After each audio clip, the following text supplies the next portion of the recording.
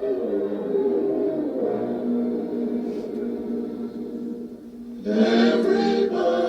loves somebody sometime. Everybody falls in love somehow. Something in your kiss just told me my sometime is now. Everybody finds somebody. There's no time where love may appear. Something in my heart. Hello, is that the Hope Centre? Yeah, it's Alan. Are you not opening up today? Right, it's a bank holiday. Yeah, and you're just in doing some work. Yeah. Oh no, sorry, I forgot about that. Oh no, it's not an emergency. No, everything's fine. Tomorrow, yes, I'll be in tomorrow. Tomorrow's carpentry. I've got a chair half finished. I need to come in and do that. I'm good at that. Yeah, all right. Listen, I am really sorry to disturb you. I'll see you tomorrow.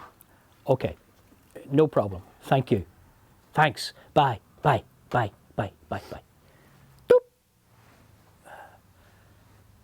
Oh, hi. I'd known about this place for many years, the Hope Centre. Walked past it many's a time, but never really picked up the courage to go in. Well, to tell you the truth, I was always too full, too drunk. Didn't want to embarrass myself. You might have guessed there, my name is Alan. I don't know any of you. I'm not from around these parts, so, you know, I hope that your life was a hell of a lot better than mine was before I picked up the courage and the sense to walk into this place. The Hope Centre gave me my life back. I did have a life. A few years ago, I had a new job. I had a new girlfriend that I used to go and visit in Scotland every other week. I had a new flat. I even had some new friends at the pub on the corner where I lived. And when the money from my mother's will came through, I bought a new car. Oh, and I bought a new karaoke machine, which is my big hobby. I miss my mother, of course. But you know, I looked after her for many years and, well, time to move on. Time to make a bit of a life for myself. Anyway, at that time, I really didn't drink much at all. All of that was about to change. Right, Alan? Morning. Is it a pint of usual you want? I hear you're visiting that girlfriend of yours this weekend in Scotland, eh? From the pictures you showed me, she looks like a right goer. Anyway, everybody says you deserve it because of looking after your mother for all those years. Incidentally, are you on the school run at the minute? I thought so. I thought I saw you behind the wheel of the bus this morning there. All your mates are up in the lounge. It's Joey's wedding anniversary at the minute. There's champagne cocktails on the go. Oh, you're falling into a right load of drinkers there, I'm telling you anyway. There you go, man. Have that one.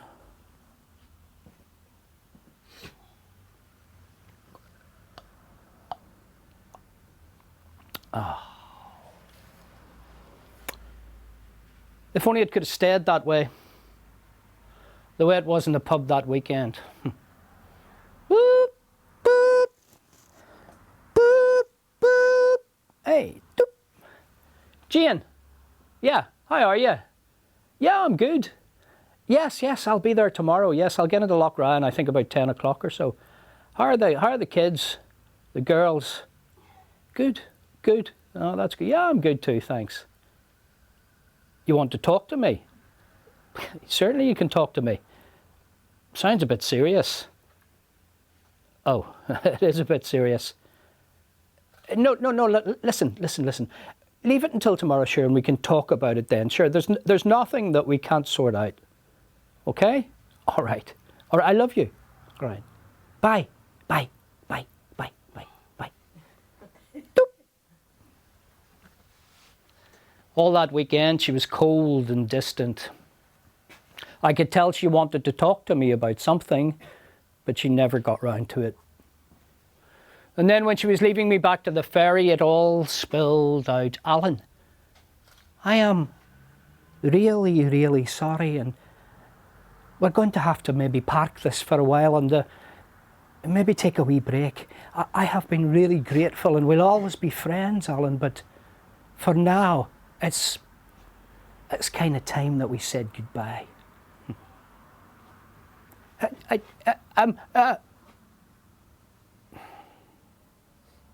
We thought she was gone. I'd bought a bottle of Lagavulin 10-year-old single malt Scotch whisky. Told myself I was going to keep it for a special occasion. It cost a fortune. But I broke open the seal, took off the cork, put it to my head, and, well, by the time I got to Larne, I'd drunk a fair bit of it.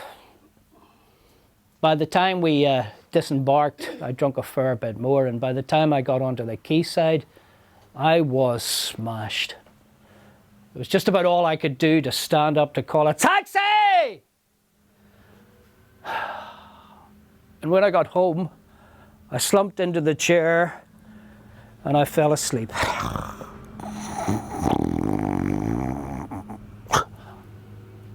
I woke up about 5:30 in the morning with a terrible hangover, an awful headache, thinking about what Jane had said the night before and just feeling, well, angry. It was too late to call into work, and, well, I didn't want to spend the day in the house smoking about, not in my mood, so I did what I shouldn't have done and I went into work. And I just hoped that none of the other drivers or my colleagues or the kids smelled the drink on my breath. Later on in the pub, I decided I would drown my sorrows. Here, come on in, Alan, for goodness sake. There's plenty of more fish in this sea. I heard all about it. Did I ever tell you the last time a woman dumped me? I went out the next morning and got another one. Have your mates never told you that there's some women that have a use-by date? Get that into you. It'll make you feel better. But you know, it hadn't been like that. Jane and I had been going out for a year or so. She was a widow with 3 young children, 3 young gorgeous daughters. I'd known her husband. He was a mate of mine. And I think that having me around, well, it gave her some kind of peace, some kind of reassurance, some kind of link to the past. And you know, I thought there was a future in it. I thought we were getting on really well. And then I go and spoil it all by saying something stupid like, I love you. Anyway, I told myself I had to wise up, get off the drink, sort myself out, forget about Jane, forget about everything, you know. And then I managed to do that for a few days. And then when it came to the weekend, I decided to go to the offie to stock up and get full. Just a wee minute, love, now. All right, I'll be with you in a wee minute. I'm on the phone here. I says, no man would treat me like that. A good kick up the arse he needs and throw him right out. No, she did not. Listen, she's stupid, that girl, you know. She's a bit dim. Anyway, I've got a customer here, all right? So I'll have to go and I'll talk to you later, all right? Bye, bye, bye, bye, bye, bye, bye. Doop. Sorry, love. Sorry about that. Now, did you see what you wanted? We'll have a special offer on the day. 1 bottle of Cabernet Sauvignon for £7 and 2 bottles of Cabernet Sauvignon for £13. Oh, you'll take them both? Very good. You want to be big? That'll be £13 and 5 pence, please. So, don't mind me saying this, but are you not the boy that drives the buses? I thought so. My wee Chantal, she loves you. We were out in the town the other day, and she points you out and she says, Mommy, that's Alan, he drives me to school every day. Anyway, you take care of yourself now, love, all right? There really wasn't much chance of that. I used to sit in front of the TV when I was working the shifts and watch any rubbish when I was drinking red wine and football, sports of any kind, pool, snooker, synchronised swimming, curling, daytime television, antiques in the attic, kicks up your jacksie. The whole thing just melded into one when you'd had a few drinks. But anyway, I told myself I had to forget about Jane, forget about my mum, get on with my life and stop the spirits. Maybe have a few beers from time to time, but stay off the hard stuff. Unfortunately, that weekend was my cousin David's wedding. The entire event, the entire weekend was humiliation. They put me at a table with a whole lot of relatives over from England, all of them youngsters, all of them talking about their children, their children, their children, their children. I don't mind a bit of that, but after a while, it just begins to wear you down. But anyway, I stuck to the plan. I drank Ballygan water for most of the day. I toasted the bride and groom in orange juice until enter the mother of the bride. Ah, Ellen. Isn't it David's cousin? You're the single man, one of life's unclaimed treasures. Don't worry, before the weekend is out, we'll get you a nice English girl. Have you met my other daughter, Patricia? Patricia just loves to dance. Hi. Better once, twice, 3 times, lady. Oh, sorry, love. Yeah, bye. No, yes, very nice. Yes, I enjoyed it. God, I hated it. I was so glad. I could never be a dancer. My head can't communicate with my feet. It's just not my thing. So I decided that I would leg it. Unfortunately, there was an hour to wait for a taxi. And at that point, I just gave up and went to the bar. Re-enter the mother of the bride. Ah, Alan, a little fairy told me that you stepped on our Patricia's foot. Never mind, we can't be all brilliant dancers, and maybe someday you'll have a special event of your own when you meet the right one. Boke. I ended up getting absolutely smashed. And when I went home, the room started to spin.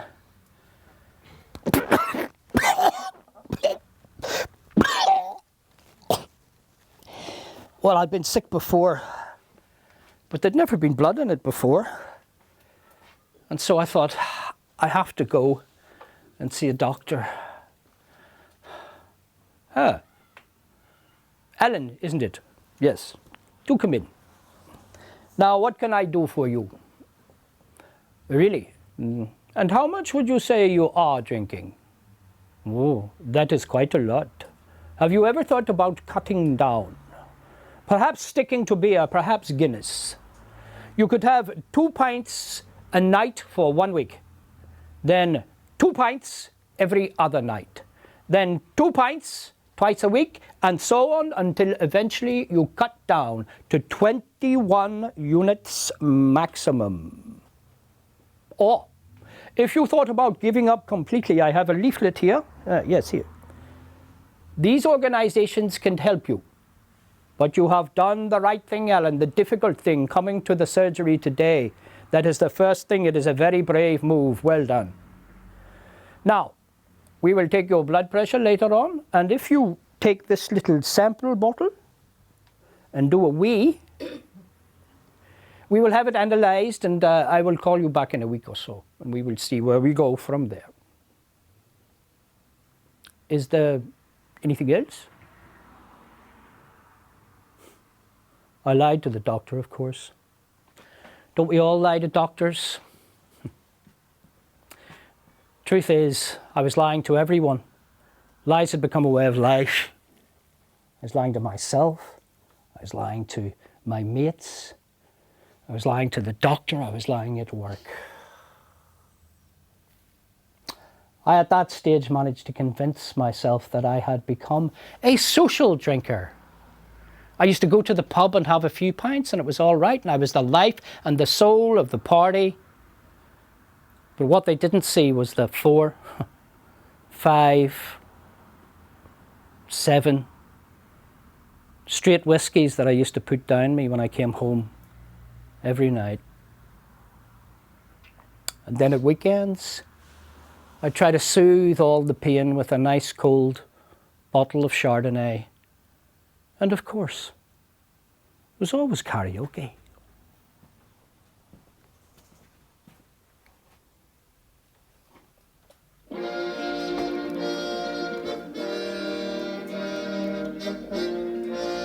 So darling, I can dream of 1, 2.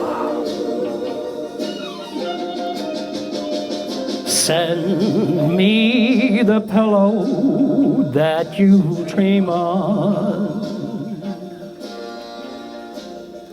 Don't you know that I still care for you? Send me the pillow that you dream on. So darling, I can dream on it too. Each night while I'm sleeping, oh so lonely,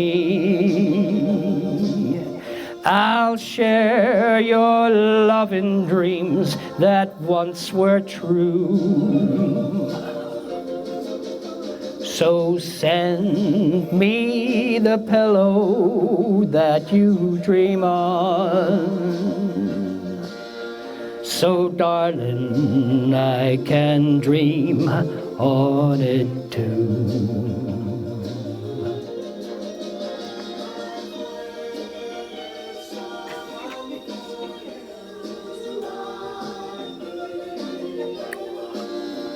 But just a memory's all that's left of me. So send me the pillow that you dream on. So darling, I can dream on it too. So darling, I can dream on it too.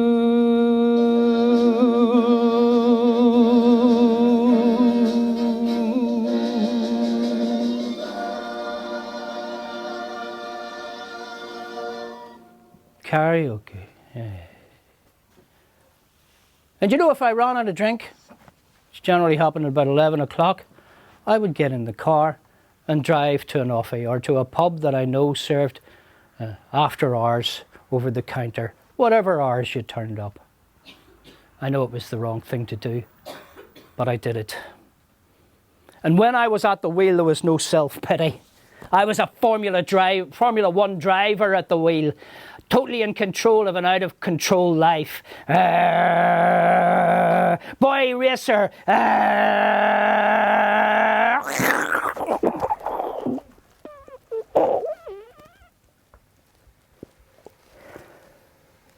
Car was in a ditch. The windscreen had gone. Oh, my head was cut. somewhere I'd left a shoe in the car, but I wasn't going back for it. So the only option was to walk home, so I walked as far as I could. I came to a sign and there was still 3 miles to go. So I walked on. And by the time I got back to the house, there were neighbours about. I let myself in and I slumped in my chair and I fell asleep.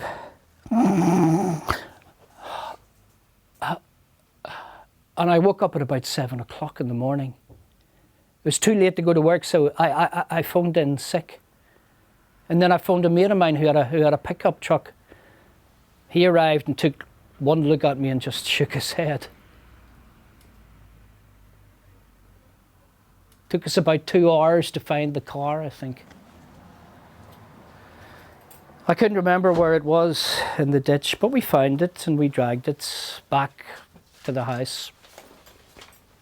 And then later on, in the pub, of course, I made a joke of the whole thing. So there I was, right?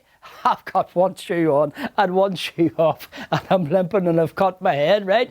And anyway, I'm walking. I must have been walking for about 2 hours, and I get to this sign, and it says 3 miles.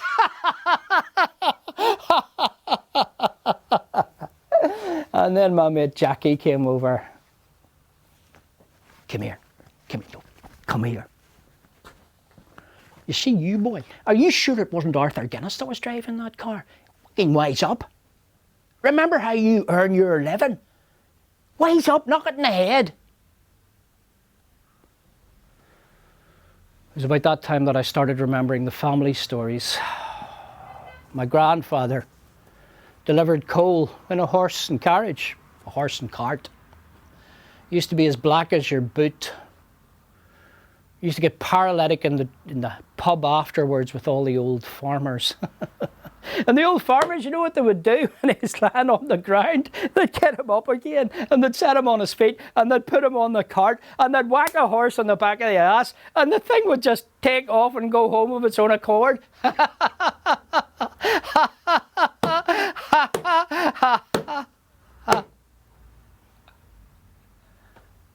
And the stories that I managed to wheedle out of my mother about my own father.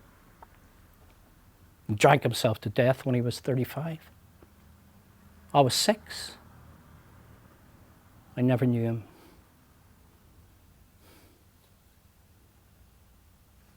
Ah, it's Ellen, isn't it? Ah, yes, Ellen, come in. Yes. Now, what can I do for you this time?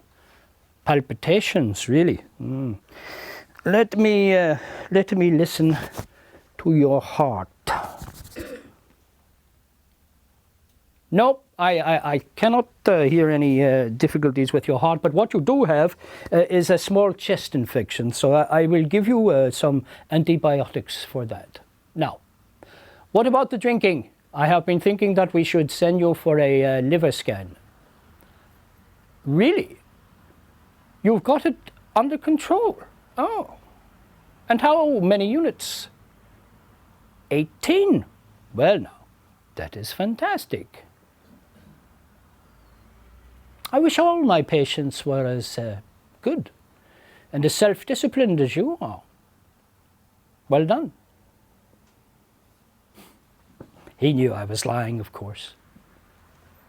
The fact is, I was drinking more and more and more and more.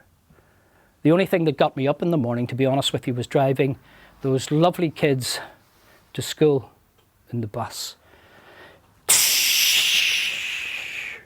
Right, guys, now you're all going to have to get off the bus. It's time to go. You can't put it off anymore. Off you get, off you get. Come on. Yep. Oh, Kylie, blow your nose. It's not as tripping, you love. And John, yeah. What's that? Your mommy's forgot your lunch again? Again? All right, well, sure, she'll drop it down before lunchtime. Isn't that what she always does? So don't you worry about it. All right, okay. Oi, Sean, I can see in my mirror that there's sweetie papers at the back of this bus. Oh, really? Oh, well, a cat must have put them there or something because it wasn't me. I think it was you. Aye. It was you, wasn't it? Aye. Well, I went and tidied them up there. Good man. Now put them in the bin over there, all right? I'll see you all at release time. 3 o'clock. And then one day, I saw him standing in front of the bus. It was Harry, my boss. And he was beckoning. Come on down. Come down. Come on. Alan, get off the bus. Now, there ain't no easy way to say this, mate. So I'm going to come right out with it, yeah? I have had tales and stories about people smelling drink on your breath whilst you're driving the bus. Never mind who told me. I've got a file on my desk about that thing. Now the thing is, Ellen, I should say bye-bye right now. I should say, you're gone, mate. You are gone. But you're a good bloke and the kids love you. And you're a good driver. So against my better judgment, I'm going to give you one more chance. But I'll tell you, the very next time that anyone says to me that you have got drink on your breath, you are gone. Do you know the headmaster is giving it that now for me to sort it out? I'm taking a chance on you, mate. Sort your life out. Oh, and one other thing. Let me give you a little tip here, okay? CBT. Cognitive Behavioural Therapy, yeah? My wife, she swears by it. Check it out. If you can get to the bottom of why you're drinking, you might have a chance of stopping it. But you got to stop it. CBT. So, I decided I would give it a go. This triangle represents your life. At the top, you have your thoughts. Down here, we have your feelings. And over here, we have your actions. You may think, I am an unworthy person. And then you start to act like an unworthy person. And then you start to feel like an unworthy person. And the whole thing goes round and round and round and round. We call it a negative feedback loop. As Marcus Aurelius once said, you are what you think. Now, what we will be doing over the next few weeks is to try and break this cycle and set up a positive feedback loop so that you can get better and get to the heart of what your problems are. Capiche?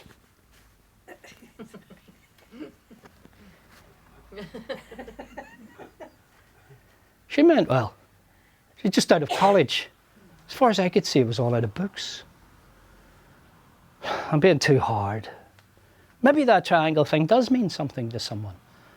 Maybe it's really good for people who want to stop drinking or sort their lives out, but stop drinking? I didn't want to do that. People were complaining to Harry, my boss, that they had seen me in off licenses all around the town. So what I did was I worked out where all the off licenses were within a 20-mile radius of where I lived. And what that meant was that I could visit them in order. And no one would ever see me in there, maybe except for once every couple of weeks or so, and they would think that I was a social drinker. So that's what I did. I visited the off licenses in order. I used to study the bottles like a wine buff. Oh, yeah.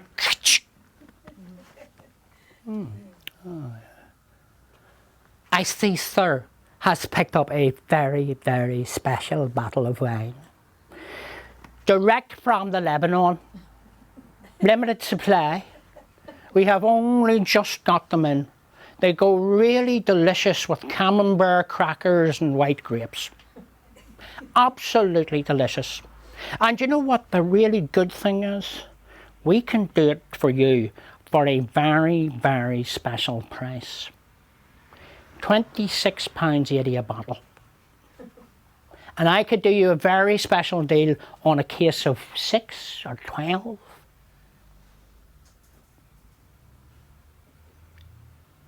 Merlot. You want Merlot? Oh. Yeah, it's over there in a basket by the door. Oh, fill your boots. It's $4.99 a bottle. And that was a problem as well, the bottles. What to do with the bottles. I was stacking up all these bottles and filling up boxes of bottles, and I used to put them out on the curb as you do, and the problem was that I knew the guy that drove the recycle truck. He went to school with me. He was always a prat.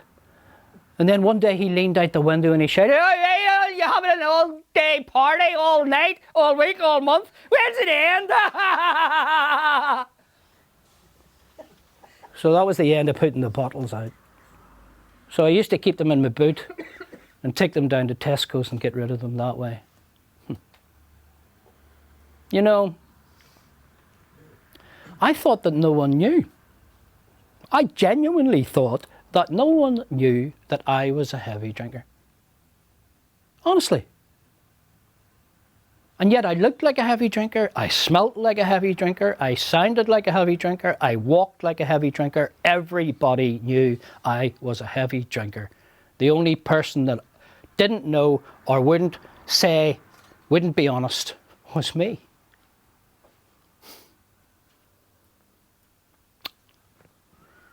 Ding dong!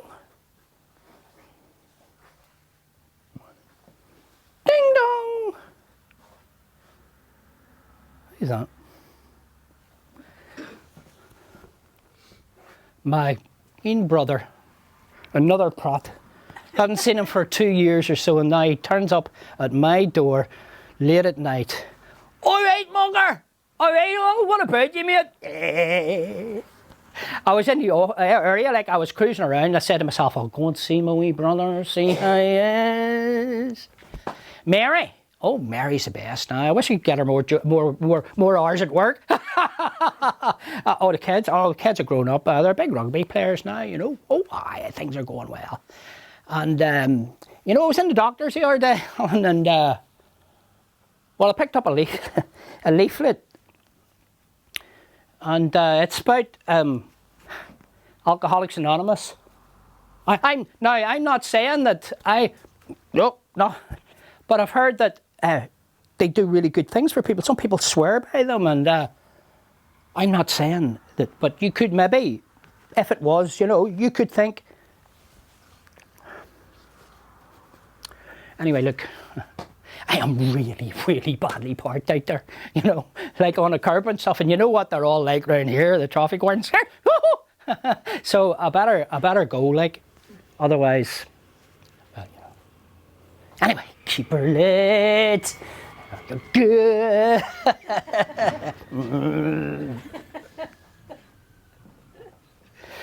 Bastard!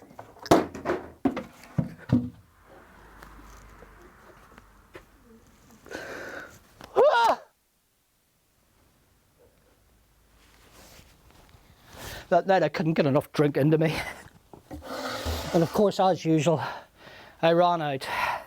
It was an anniversary of splitting up with Jane as well, so I got in the car and I had a bottle in one hand and I put the boot down to see if I could get some more drink.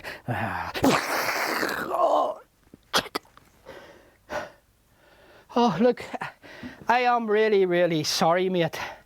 You're sorry? I'll tell you something, mate. I'm going to hospital now to see the birth of my first child. I'm not going. Look at the state of my car.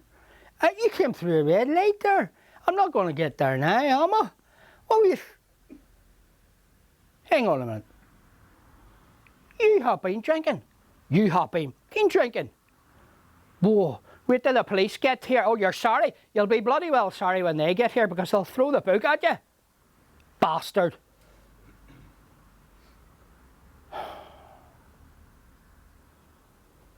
They did throw the book at me. I got fined. I got banned for a year. No license. No job. Got sacked from the bus company. But there you go.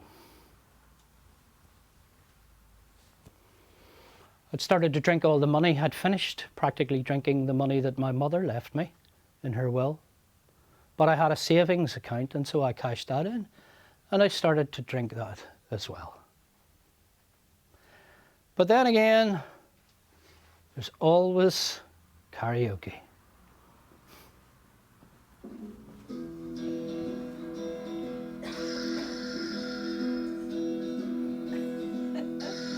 I'm praying for rain in California, so the grapes can grow and they can make more wine. And I'm sitting in a honky in Chicago with a broken heart and a woman on my mind. I ask a man behind the bar for the jukebox, and the music takes me back to Tennessee.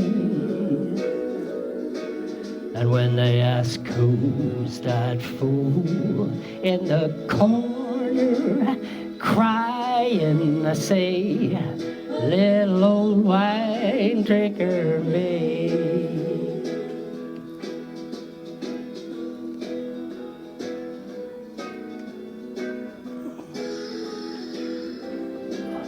I came here last week from down in Nashville, 'cause my baby left for Florida, on train. I thought I'd get a job and just forget her. In Chicago, broken heart, just the same. Asked a man in the bar for jukebox, moose takes me back to Tennessee. And they asked for a fool in the corner crying, say, little old miner. Hello, Biden. Now,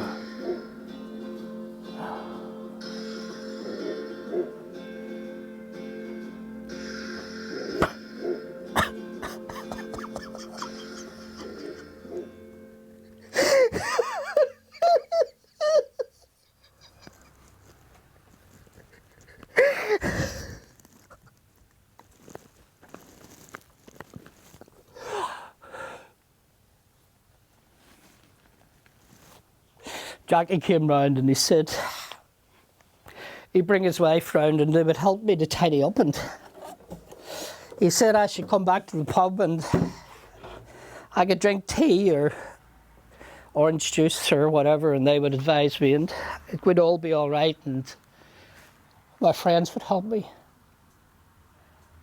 And I said I would, but I never did.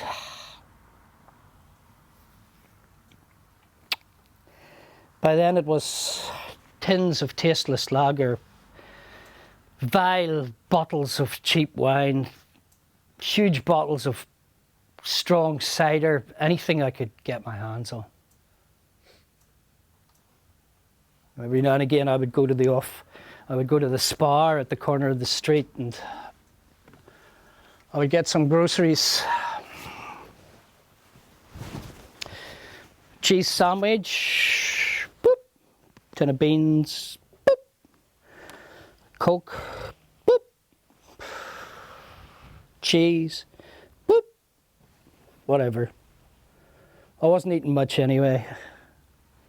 Pay my electricity, I would take my groceries and I would go and I would do the same walk as always through the park. And I'd find a park bench, same one.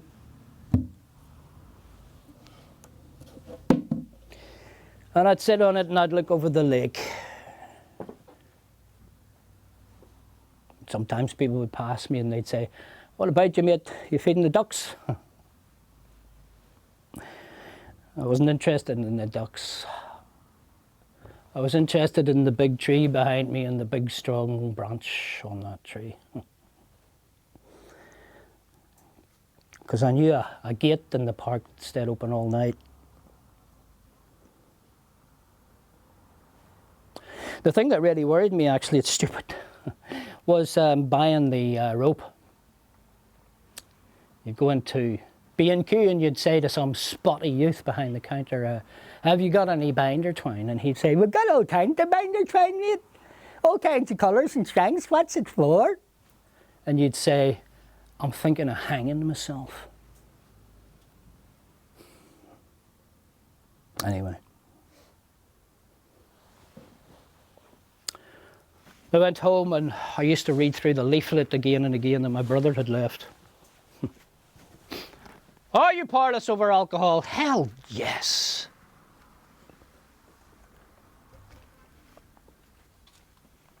Through the steps. Would you like to give it up in all its forms? Throw it away. Never do it again. No.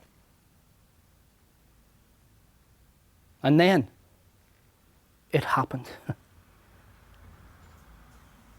If I had fallen in the house, then my brother would have had to visit again for the second time in 2 years, this time to organise the funeral. But as luck would have it, I fell outside and I hit my head, I think, on the door knocker, and I went out like a light. And the neighbours saw me and they called an ambulance, and by all accounts the ambulance was there quite quickly. I'd had an aneurysm. Apparently people that drink a lot have these. And they rushed me to hospital. I was 5 hours on an operating table. And as they were pushing me along, a week or so later, one of the nurses in a wheelchair, she said to me, do you know how lucky you are? And I said, am I lucky? She said, you should be dead. I said, I know. Anyway, relatives turned up that I'd hardly remembered their names, people I hadn't seen for years. Jane even phoned from Scotland to see how I was. I don't know how she found out. No chance of a reconciliation there, mind you, but, well, it was nice that she thought about it and cared. You know, a hospital ward at night is a place for contemplation. I was sober for the first time since I'd stepped off that ferry from Scotland. When I got my strength back, I used to wander about in the corridors, and I met a wee man called Brendan. Brendan had been sober for something like 20 years. You know something, son? See, when you get out of here, you're going to need help with all of this. Otherwise, you'll just go back on the sauce. And I know somewhere that can help you. I just laughed. Brendan, I know it as well. Is it the Hope Centre? It is. You know, Brendan, the thing about somewhere like that, like, is I'm not very good at that kind of thing, you know, like walking into somewhere like that, that's hard, you know. Well, tell you what, son, I'll go with you the first time. We'll go together. And he did. He did. I'm not a drink for 6 months. It's not a long time. But anyway, I have played more games of pool than you can shake a big stick at, and I am still crap at it. I have been on outings all over Northern Ireland. Do you know there's a whole world out there, like theatres and cinema, and like places that you can visit, like Carrick-a-Reid Rope Bridge. No. But 10-pin bowling, that's good. I'm quite good at that. All the sporting things, skating. I'd forgotten that I used to skate when I was a kid. And I love it. And you know the other thing? We have drunk more cups of tea than there are people in China. And we have put the world to rights, me and my mates from the Hope Centre. We have solved every international problem that there is on the planet, all over a cup of tea. Hope. These three things remain, isn't that it? Hope, love, faith, I think the other one is, but one of them is definitely hope. The thing about hope is you can lose it sometimes, and then you have to find it again. But the fact is, I'm never going to stop hoping. People say to me, well, what about a year's time? Bugger that. What about this afternoon? What about tomorrow? What about today? And that's the way that I live it. Day by day. Yeah. These three things remain. And one of them is hope. And you know something? It's all right. No, it is. It's all right.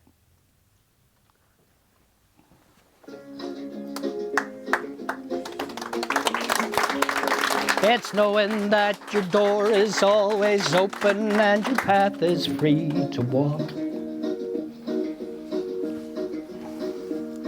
That makes me tend to leave my sleeping bag rolled up and stashed behind your couch.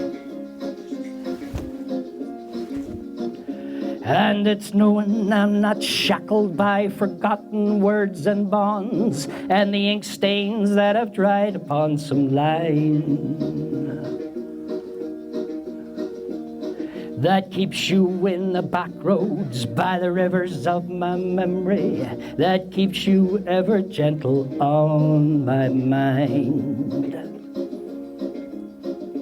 It's not clinging to the rocks and ivy planted on their columns now that binds me. Or something that somebody said because we fit together walking. It's just knowing that the world will not be cursing or forgiving when I walk along some railroad track and find that you're moving on a back road by the rivers of my memory, and for hours you're just gentle on my mind. I dip my cup of soup back from the gurgling, crackling cauldron in some train yard.